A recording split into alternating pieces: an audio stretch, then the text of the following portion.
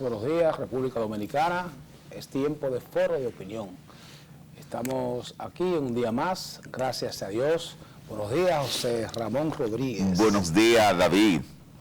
Gracias, República Dominicana, por darnos el privilegio de estar ahí. Buenos días para todos. Queremos realmente que este sea un buen día para cada uno de los dominicanos y las dominicanas, y de manera muy especial los que nos honran con su atención. Quiero tener una pequeña reflexión en Efesios capítulo 4, es uno de los libros del Nuevo Testamento, los versos 31 y 32. Y lo creo oportuno porque en la República Dominicana estamos como muy de fácil molestia, nos estamos molestando con mucha facilidad, estamos confrontando de una manera muy cruel a los que disienten de nuestras opiniones y queremos que todo el mundo piense igual, y no es así. Y la Biblia dice: abandonen toda amargura, ira y enojo, gritos y calumnia y toda clase de malicia. Más bien sean bondadosos y compasivos unos con otros, y perdónense mutuamente, así como Dios los perdonó a ustedes en Cristo. Es decir, la amargura, ese sentimiento de rencor guardado en nuestros corazones, producto de heridas reales o falsas que hemos recibido. Llega el momento que se hace necesario que nosotros nos cuestionemos si nos estamos moviendo por un deseo de verdadera justicia o nos estamos moviendo por un deseo de venganza, de ver al otro sufrir lo que yo entiendo que debe sufrir. La Biblia nos manda que nosotros evitemos la amargura, la ira, el enojo, porque eso trae destrucción. Primero en lo personal y luego en lo relacional. Es imposible que tú estés malhumorado, que tú estés rencoroso, sin que los tuyos cercanos puedan sufrir en el ambiente de familia, en el ambiente de trabajo. Quisiera pedirte que reflexiones un poco sobre tu conducta, sobre los motivos, los deseos que te mueven, para garantizar de que pueda comenzar a introducir los elementos de sanidad en ti. Gracias por estar y esperamos que al final del día tú puedas decir: he sacado de mí la amargura, la ira y el enojo.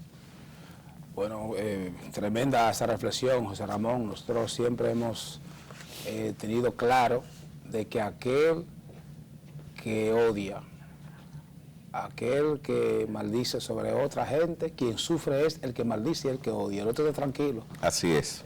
A usted, si usted se pone en eso, en desearle el mal al otro, definitivamente ese mal se le va a revertir a usted mismo. Entonces es usted que va a sufrir las consecuencias. Qué buena esa reflexión el día de hoy. Y hablando sobre consecuencias, hay gente que dice que nosotros, los varones, no deberíamos hablar sobre las tres causales. No deberíamos. No, que no parimos, que no sabemos lo que es eso, y que no nos corresponde. Sin embargo, en el Congreso está por librarse otra batalla por las tres causales. Unos y otros luchan en pro de la vida. Este tema, nosotros hemos sido testigos dentro de la Cámara de Diputados del Congreso de las discusiones que ahí se han armado. Incluso las tres causales no han permitido todavía que se pueda aprobar un código procesal penal que sea cónsono con la realidad que vive la República Dominicana, donde cualquier delincuente tiene aquí 80, 100 fichas, que roban y roban y roban para su casa. Entonces los abogados han hecho un negociazo de ese código. Pero ahí están las tres causales. Hay una marcha que se ha convocado para el próximo 27 de marzo, pro vida, para el derecho a la vida. Tengo una posición personal que la voy a decir aquí con respecto a eso. Dios sabe cómo hace sus cosas. Dios sabe cómo hace sus cosas. Y es muy fácil para un vivo, un ser viviente, un ser humano, un hombre, una mujer, apoyar el aborto mientras él está vivo. Para mí esa es la muestra de mayor egoísmo que jamás puede tener una persona. Pero usted está vivo. Usted no está vivo, tiene sus hijos, su esposa, su novia. Entonces usted que está vivo no quiere que otro nazca. Entonces yo siento y pienso y creo firmemente que eso es un acto de egoísmo total. Yo respeto, como dice José Ramón en su reflexión, las opiniones de otros. Las asumo y le doy el derecho que tiene la persona de disentir de mí.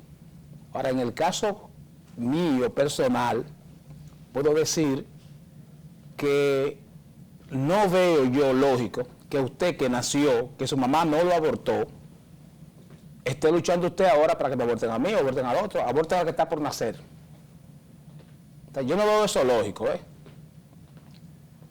Recuerdo que tuve una situación de asalto, y en ese asalto, ese robo que me hicieron, eso me llevó obviamente a poner una denuncia. La denuncia la puse en el sitio de la policía que estaba más cerca, que fue aquí en el Mirador Sur de la Bacaora, que vivo en ese sector de Bellavista.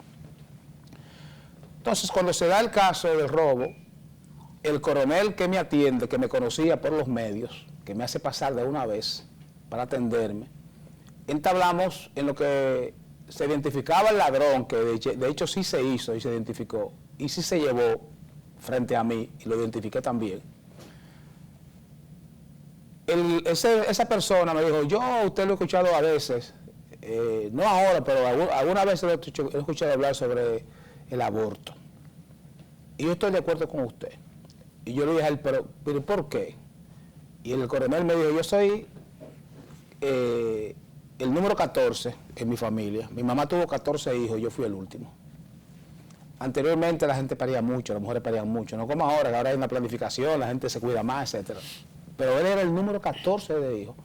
Y dijo, mire, y yo soy el 14, soy coronel de la policía, coronel full, y yo quiero decirle a usted que yo soy la cabeza de mi familia en este momento, y quien mantiene a mis hermanos mayores y quien ayuda a mi mamá.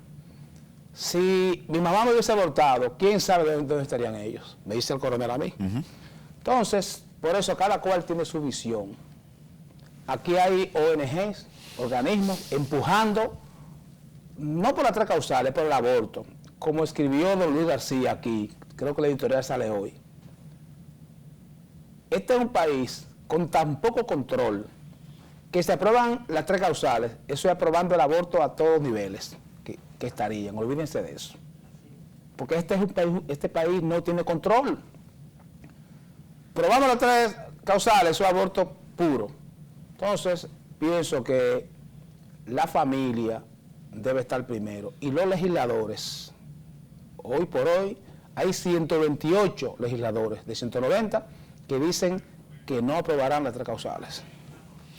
Tú sabes, David, que una de las cosas que yo siempre me pregunto con relación a esto es cuántas personas o cuántos profesionales del área de la salud guardan prisión por haber practicado la interrupción de un embarazo.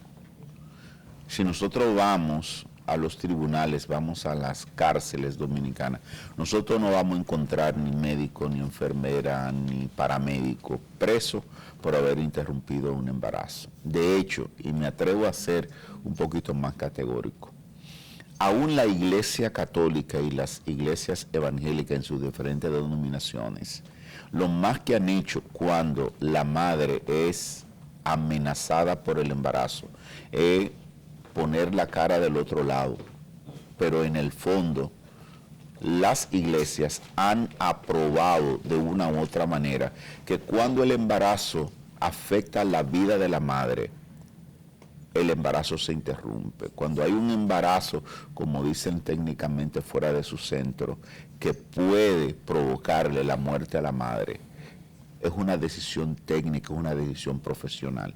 Y hay razones y hay prácticas que demuestran que los médicos, al llegar el momento de decidir, toman la decisión científica.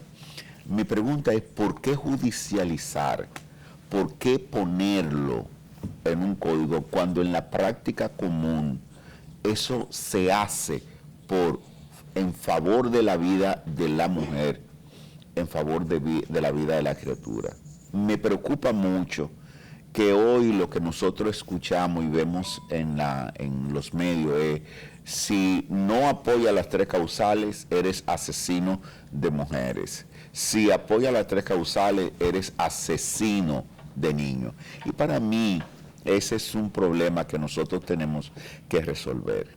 A mí me parece que convertir en ley lo que es responsabilidad científica no tiene sentido. No tiene sentido. Bueno, buenos días, Rubén. Saludos, David, saludos, José Ramón, a los amigos. Buenos días, Rubén. Televidente. La verdad es que este tema que tiene que ver con el aborto es un tema que tiene un tiempo largo en el Congreso y que ha sido objeto de mucho debate. Probablemente todo lo que digamos en el día de hoy se ha dicho antes.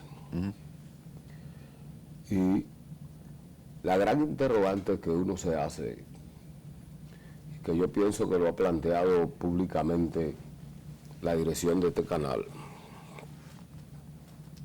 la mayoría de los abortos que se practican en la República Dominicana son abortos voluntarios, son verdaderos crímenes realmente. No son abortos que se practican por ninguna de las causales. Y se hace la discreción por ahí. Aquí hay famosas clínicas que en el pasado fueron cerradas. De salud pública sabía que se hacían eso. Aquí hay muchísimos médicos que de manera muy discrecional lo hacen. Padres incluso que lo apoyan. Yo soy de los que cree que hay que aprobar las 3 causales. Hay que identificarse con eso. Y hay decisiones que son propias de la ciencia, como tú muy bien dices, cuando hay peligro de muerte de la madre, en este caso. Pero imagínese usted una jovencita que ha sido estuprada por varios individuos, ni siquiera por uno, como ha ocurrido en el pasado. Un embarazo de esa naturaleza, aparte de la frustración que sufre la mujer, pero un embarazo de esa naturaleza sin la certeza de quién pudiera ser el bebé de los violadores, yo pienso que es muy destemplado plantearse aceptar eso como bueno y válido. La Iglesia Católica, que es la que ha llevado y ha levantado la bandera de que el derecho a la vida, porque cuando utilizamos este término también, y se refiere de manera particular al feto, uno se pregunta, pero el derecho a la vida ¿de quién? Hay un sacerdote muy famoso aquí en la República Dominicana, el obispo de Baní, está convocando incluso a una marcha para que sentir el poder de la influencia de la Iglesia con un tema que es tan particular de quien sufre su situación en ese momento.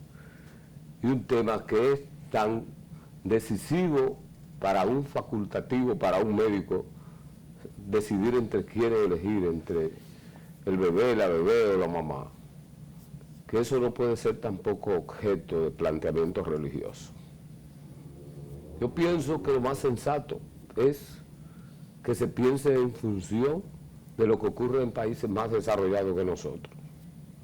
Nosotros sabemos que hay una cantidad apreciable de legisladores que privan en ser lo más devotos a las iglesias, pero son unos demonios en el cumplimiento de su deber y en el uso. Son depredadores en el uso de los recursos del Estado para agenciarse beneficios particulares. Esto no es un asunto de pose. Y el Colegio Médico de la República Dominicana tiene que fijar una posición radical con eso. porque también está exponiendo a sus miembros a que sean apresados, sometidos a la justicia, vejados, maltratados, como consecuencia de una legislación que no se corresponde con la realidad, reitero, de la situación particular de la persona directamente afectada. De manera que a esto no se le puede estar dando vuelta, ni estar aquí invocando a Dios para eso. Me excusa la gente de las iglesias, que tienen un planteamiento diferente al que yo tengo, pero la verdad es que aquí los abortos que se han practicado y se practican son abortos voluntarios, que nada tienen que ver ni con violaciones, ni con insectos, ni con deformaciones, con nada de eso, con nada de eso. De manera que esa hipocresía y ese cinismo que queremos tener con ese tema tiene que acabarse. Y la gente responsable en los medios de comunicación tiene que decirlo a todo pulmón también. Yo reitero, el Colegio Médico de la República Dominicana tiene que proteger sus miembros de una acción que, como dice José Ramón, usted no puede estarla judicializando, de una situación como las que se han presentado y se presentan de manera permanente. Todos los días en la República Dominicana aparece un caso del apresamiento de un violador de una niña, de embarazo. Hay que ir a las maternidades para que usted vea lo que está pasando con las adolescentes. Ha tenido que implementarse una campaña feroz por organismos nacionales y organismos internacionales para preservar la dignidad de las niñas, para que no se casen antes de los 18 años. Casarse, porque en muchos casos los papás negocian eso con el violador a cambio de migaja, de que le den cositas, porque es parte también del tema de la pobreza en la República Dominicana. Son muchos temas que envuelven esto. Cuando yo veo que a mí me contabilizan aquí, hay tantos diputados, vaya cada uno de esos diputados para que usted vea que ninguno pisa la iglesia tampoco. Son unos sinvergüenzas. Eso es lo que son. Vaya donde esos diputados para que usted vea que se fueron a sus comunidades a buscar el voto, mas nunca han vuelto donde la gente que votó por ellos. Esas son la gente que quiere hablar de iglesia, de Dios, de religión, y de que son elementos que actúan de manera correcta, quieren tener una posición consona con sectores que ellos entienden en un momento determinado les puede favorecer. Mentira también. Mentira también. Aquí el liderazgo político de la República Dominicana está claro. Si usted le pregunta a Abinader, él está con las 3 causales. Si usted le pregunta a Danilo Medina, él está con las 3 causales. Ahí están. Ahí está todo el liderazgo. Gobierno y oposición. Ahí está. Todo lo otro es pose. Mientras tanto, estamos navegando, ¿verdad?, en esa discusión de nunca acabar. Bueno, en otro tema, el gobierno ha señalado de que casi 300.000 personas han quedado en la pobreza por la pandemia. O sea, 300.000 más de lo que hay. El presidente Abinader, cuando habló en San Juan, dijo que había 36% generalizado de pobreza. Y fíjense, esto de la pobreza y la pandemia, esto va más allá de ahí, porque es que han llevado gente, la pandemia se ha llevado gente que invirtieron en negocios, y esos negocios han quebrado. Entonces esas personas que estaban en clase media y tenían un buen crédito o tenían sus ahorros, han invertido en estos negocios y han quebrado los negocios, y ellos entonces están endeudados. Ayer salió un reportaje en uno de los grandes medios de este país de la cantidad de negocios que están pasando por esta penuria, y nadie ha ido en su rescate, o en nuestro rescate, porque hay que decir que nosotros los medios también hemos estado quebrados.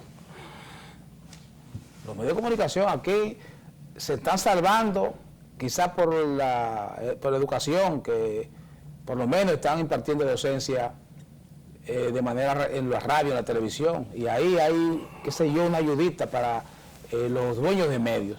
Pero los productores de medios, que somos nosotros, señores, eso ha sido difícil para nosotros. Y el crew, como decimos en inglés, o nuestra producción completa, hemos tenido que achicarla casi al mínimo para poder operar y tener aquí imágenes, videos, soporte que le pueden llegar a ustedes, acompañados de nuestros comentarios. Pero la verdad es que hay muchísimos negocios, muchos. Usted va a la zona colonial cerrado. Usted va, hay plazas aquí importantes en este país, o malls, que hay un paquete de negocio que se alquila y nadie lo alquila, porque ¿quién se va a meter ahí? Entonces, eso está ocurriendo en la República Dominicana, y los sectores que el gobierno ha ido en ayuda son sectores que no impactan tanto la economía ni engrosan tampoco el sistema de la seguridad social. Tenemos que, ¿qué puede ofrecerle un reggaetonero que le dan 1 millón, 2 millones de pesos, o reparten 100 millones para que ellos ayuden? Y no ayudan en nada. Entonces, también la forma en que se ha encauzado las ayudas no ha sido bien repartida desde el gobierno. Tengo que decir eso. Entonces, tengo que solidarizarme con todos esos negocios que ayer esos dueños de negocio hablaron sobre la situación de crisis que están pasando, porque nosotros también estamos en esa crisis, metidos en esa crisis. Entonces, no vemos que esté ocurriendo nada. Se habla de que la economía se está recuperando. Ayer el Banco Central dio unos números muy alentadores. El que se lleva de verdad aviso, señores, se mete en cualquier negocio y quiebra. Porque Valdés Alviso dice, no, esta economía está buena, estamos creciendo, pero eso es él, la cartera de su cartera y su familia que están creciendo, de Valdés Alviso, que gana 1 millón y pico mensual, que no paga ni un chicle que mastique en su vida. Para él está bien, pero para la mayoría de gente que estamos en negocio, estamos mal. El gobierno tiene que entender eso, y no lo están entendiendo, ni lo están focalizando como debe ser. Entonces, cuando se habla de esa pobreza, yo hablo de pobreza de periferia, pobreza de gente que gana sueldo mínimo, pobreza de gente que obviamente han vivido siempre ahí o están en la línea de la pobreza y el comer diario, esa línea. Pero hay quienes hemos estado en una clase media que le estamos pasando mal. Y este comentario tiene que llegar lejos. ¿Sabe por qué? Porque le está pasando a muchos de ustedes, acostumbrados a trabajar y a apostar por el país. Entonces no se están identificando claramente a los sectores que a los debe llevar el gobierno un tipo de aliento o de ayuda, que le tiren un oxígeno para que respiren un poco, a ver si esta gente, que son emprendedores profesionales, la gran mayoría, puedan otra vez crear puestos de empleos. Porque esos empleos que se han perdido, de ahí que vienen. Es de ahí que vienen, porque el gobierno lo sustituye. Quita una gente, perdió el empleo, pero pone a otro.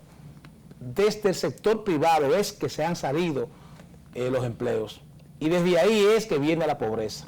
Desde el sector privado tan pujante y que sostiene la economía de la República Dominicana. Mira, lo que tú hablas, yo estaba pensando en la lingüística. ¿Verdad? En la lingüística. En la lingüística. Sí, porque por ramificaciones se crea una especie de códigos, ¿verdad? Cuando tú hablas de economía, ellos te hablan de renglones. Cuando tú le preguntas a la gente en la calle qué es un renglón, la gente no sabe. Los renglones son el turismo, en este caso, para la economía, los servicios, la zona franca, los teléfonos, zona franca, las importaciones, telecomunicaciones. Te hablan de balanza comercial. Tú le preguntas a la gente en la calle qué es una balanza comercial, la gente cree que es un peso. Y la verdad es que es una balanza. La balanza comercial es lo que mandamos para afuera, o sea, lo que exportamos, y lo que recibimos fuera. Y los gastos en dólares. Si mandamos mucho, la balanza comercial es favorable, pero si recibimos demasiado y mandamos poco, es desfavorable. En este caso es lo que nos ocupa la República Dominicana. No hay duda de que la pandemia rebajó el orden económico mundial. Y nosotros somos un paisaje en el globo terráqueo. Nosotros somos un punto invisible en el globo terráqueo. Pero este es el mundo de nosotros, de la República Dominicana. Hay un concepto que yo siempre le he preguntado a los economistas del país. El país. El país creció. Entonces yo siempre he preguntado, ¿quién es el país? En mi concepto, el país somos los ciudadanos, los nacionales. Los nacionales esa palabra viene de nación, por eso dije ahorita que iba a hablar de un poquito de la lingüística de nación. Son nacionales de la República Dominicana. Nuestra nación, la República Dominicana, entonces tiene un contraste entre los anuncios teóricos en los medios del crecimiento económico y la pobreza. La gente no siente el crecimiento, porque para el país crecer económicamente en mi bolsillo tiene que sentirse ese dinero aquí. Para el país crecer económicamente, cuando yo vaya a la góndola del supermercado, yo no tengo que verme la necesidad de devolver artículos, porque fui con el cálculo de comprar cosas para la casa, pero cuando voy y la subo en el carrito, la llevo a la caja, me doy cuenta que el dinero no me dio. Ahí hay una disminución del salario grotesco en el caso de los aumentos de los bienes y servicios en la República Dominicana. Pero ¿qué pasa con el tema de los empleos? El gobierno se empleó a fondo para propensarle a las empresas privadas, para frenar la erosión de empleo que se calcula en cerca de 2 millones, en el caso de la República Dominicana. ¿Cómo eso está impactando al interior de las casas? David habla del sector de la clase media. Hace mucho tiempo que aquí la clase media se disminuyó a pobre. Un tipo de pobreza hay, pero son pobres, y aquí no hay esa condición, muy poca condición, porque el sector de la clase media es el sector que demanda bienes y servicios. El rico no gasta, se instala ahí arriba en un penthouse o en una casa de veraneo y no sale, ni combustible gasta, porque no enciende el vehículo.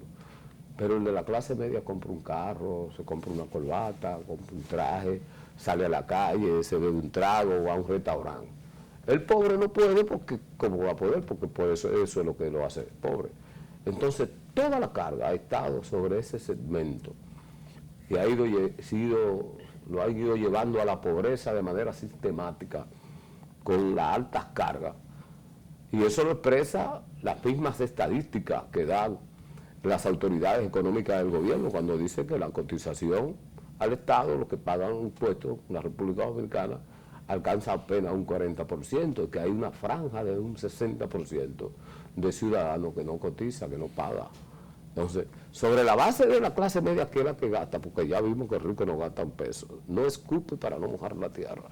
El pobre no tiene como gastar un chelo, porque ¿de dónde lo va a pagar? Entonces, esa media que se ha ido disminuyendo es la que carga con todo. Le aumenta la gasolina, le aumentan los préstamos de la vivienda, del carro, de todo.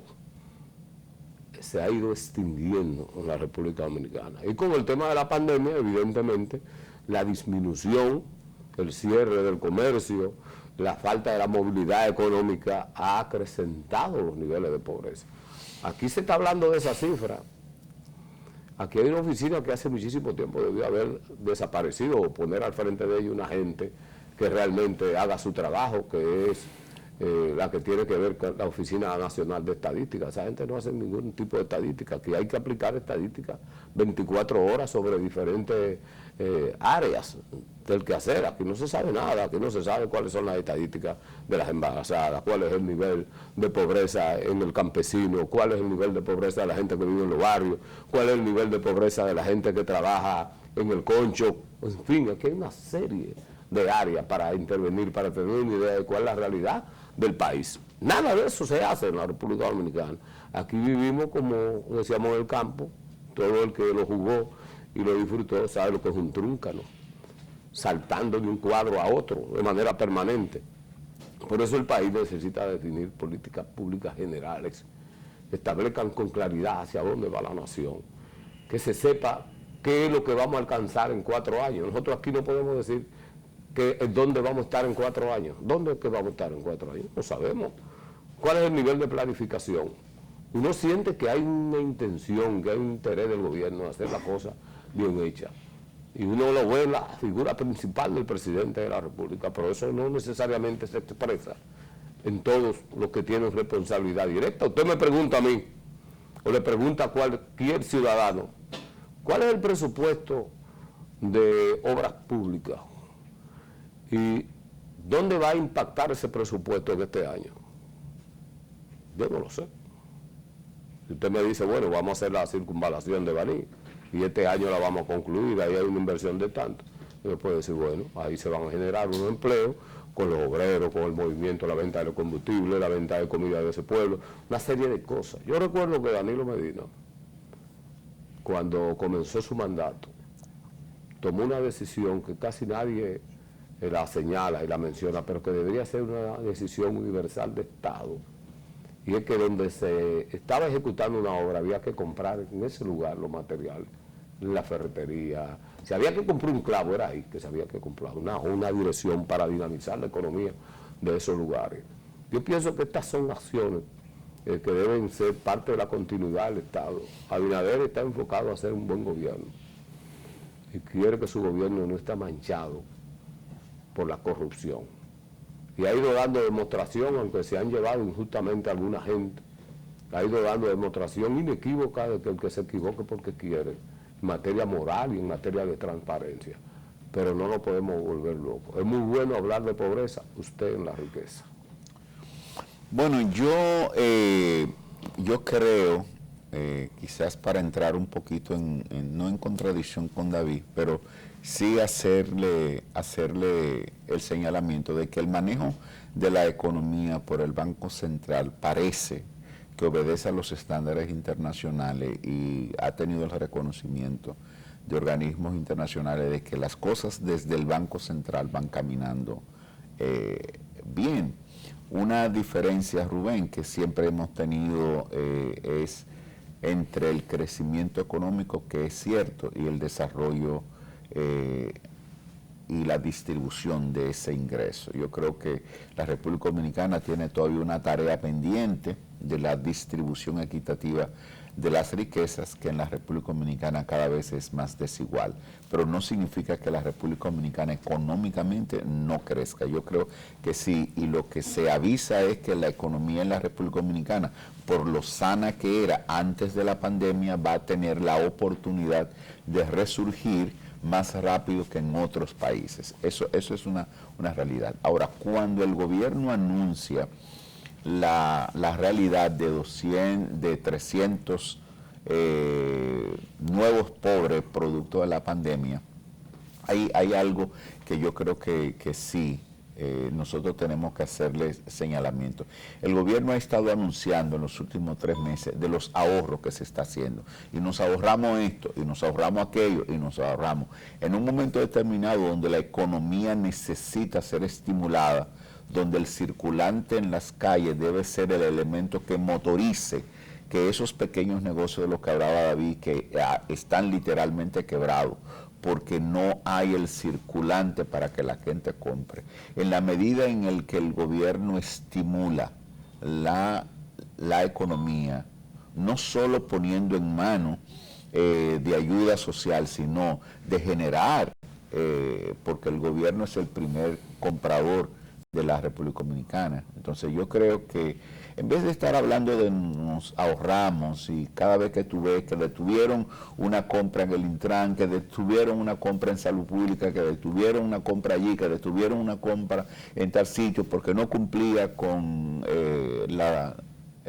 los sagrados principios de la Catedral de Compras y Contrataciones, disminuye el circulante y evita que los comerciantes y empresarios que suplen de esos elementos que han sido cotizados se den. Entonces yo creo que en este momento se impone una revisión a la ley de compras y contrataciones para flexibilizar las decisiones que tienen que ver con el incentivo de la economía. No es posible que la economía cambie si el gobierno está presentando todos los días como un elemento para ser aplaudible el que nos estamos economizando. En crisis como esta es necesario tener un mayor circulante en la calle que garantice que la gente trabaje y compre. Si tú lo que quieres es ahorrarte, los pobres van a seguir creciendo. Esa es mi opinión. Mira, hay un término hermoso, a mí me encanta, pero que se aplica nada más a la gente que está ganando grandes salarios. Y que el legislador de la República Dominicana debería contemplar. Eso ya no solo para los que han perdido los empleos y para la gente que ha caído en una situación de pobreza. Hay una cifra diminuta para mí, que habla de 300.000, ¿verdad? Nuevos. Yo creo que es mucho más de ahí. Pero el término al que me quiero referir, que debe ser aplicado y que el legislador debe intervenir, es la indexación. Ese término hermoso, ¿verdad? Exótico por demás, que la gente, usted le pregunta a la calle también, qué significa eso y no sabe. La indexación salarial. Eso no es más que la aplicación en su salario de lo que es el impacto del aumento de la economía. Aumentó un 10%, un 15%, entonces a usted le aumenta del salario ese porcentaje. Eso es lo contrario de la inflación. O sea, es la contra de la inflación. Lo contra la inflación, o va en consonancia con la inflación, pero que se lo colocan en el salario. ¿Por qué eso no se aplica en la República Dominicana? Miren, vamos con su anuencia a una pausa, retornamos en breve.